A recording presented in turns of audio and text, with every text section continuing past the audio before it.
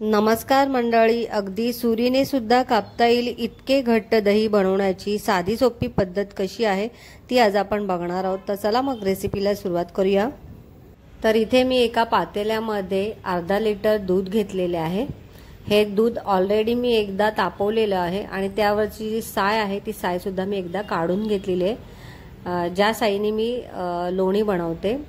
आता दुसऱ्यांदा मी हे दूध तापवत आहे आणि दूध तापवताना आपण अशा पद्धतीने चमच्याच्या साहाय्याने जी साय असते ती साय आपल्याला या दुधामध्ये मिक्स करून घ्यायची, म्हणजे आपण यापासून जे दही बनवणार आहोत ते दही असं छान असं दाटसर होतं। तर इथे मी साधारण 5 ते 6 मिनिट हे दूध अशाच पद्धतीने छान असं उकळवून घेणार आहे। तर इथे तुम्ही बघू शकता जवळजवळ 5 ते 6 मिनिटं झालेले आहे आणि आपलं दूध छान असं उकळलेलं आहे आणि यामध्ये छान अशी साय सुद्धा छान तयार झालेली आहे, तुम्ही इथे बघू शकता।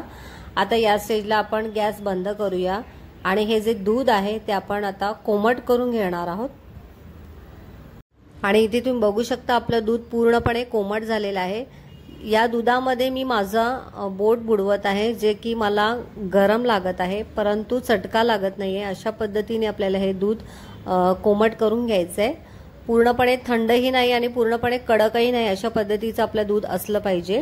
आता इथे आपल्याला दही लावण्यासाठी मी इथे 2 भांडी घेतलेली आहेत। एक चिनी मातीचा कप आहे, त्यामध्ये मी लावणार आहे, कारण हा थोडासा उभट आहे। असं म्हणतात की उभट भांड्यामध्ये दही व्यवस्थित लागत नाही, दाटसर लागत नाही, तर असं काही नाहीये। आपलं दूध व्यवस्थित तापलं असेल तर आपलं दही छान असं लागतं, कोणत्याही भांड्यामध्ये लागू शकतं। तर इथे मी या कपाला छान असं विरजण लावलेलं आहे, अगदी अर्धा चमचा मी घेतलेला आहे आणि ते दही सगळीकडे मी पसरवून घेत आहे। पूर्णपणे भांड्याला आपण हे दही पसरवून घ्यायचंय। आता इथे मी जे पातेलं घेतलेलं आहे त्या पातेल्याला सुद्धा अशाच पद्धतीने आपल्याला हे दही छान असं पसरवून घ्यायचंय, म्हणजे आपलं जे दही आहे ते छान असं दाटसर होईल। तर दोन्ही भांड्याला छान असं मी हे दही लावून घेतलेलं आहे। आता भांड्याला व्यवस्थित दही लावल्यानंतर आपण जे कोमट करून घेतलेलं दूध आहे ते दूध आपल्याला यामध्ये ओतायचंय। तुम्ही इथे बघू शकता व्हिडिओमध्ये ज्या पद्धतीने मी दूध ओतत आहे त्याच पद्धतीने ओतायचंय। आता दोन्ही भांड्यामध्ये मी हे दूध ओतून घेतलेलं आहे। आता या दोन्ही भांड्यांवरती आपल्याला झाकण ठेवायचंय आणि आपण हे उबदार ठिकाणीच ठेवायचंय, जेणेकरून आपलं दही पटकन लागेल। त्याचबरोबर ही भांडी आपल्याला हलवायची नाहीत, हलवल्यामुळे दही व्यवस्थित लागत नाही, दाटसर लागत नाही। आता साधारण 8 ते 9 तासानंतर आपण हे बघणार आहोत आपलं दही कसं लागलंय ते। इथे 8 ते 9 तास झाल्यानंतर मी याला 2 तासासाठी फ्रीजमध्ये ठेवलं होतं।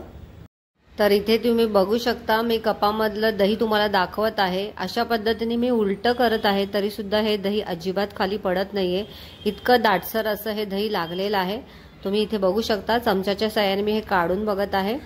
आता हे कपामधलं जे दही आहे ते दही मी तुम्हाला सुरीच्या साहाय्याने कट करून दाखवत आहे आणि तुम्ही इथे बघू शकता मस्त अशा याच्या वड्या पडत आहेत।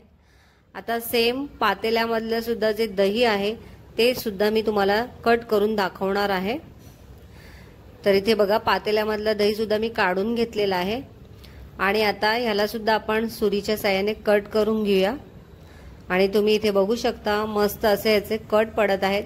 खूप सुंदर असं दाटसर असं दही लागलेलं आहे। तर तुम्हाला ही रेसिपी कशी वाटली ते कमेंटद्वारे नक्की सांगा।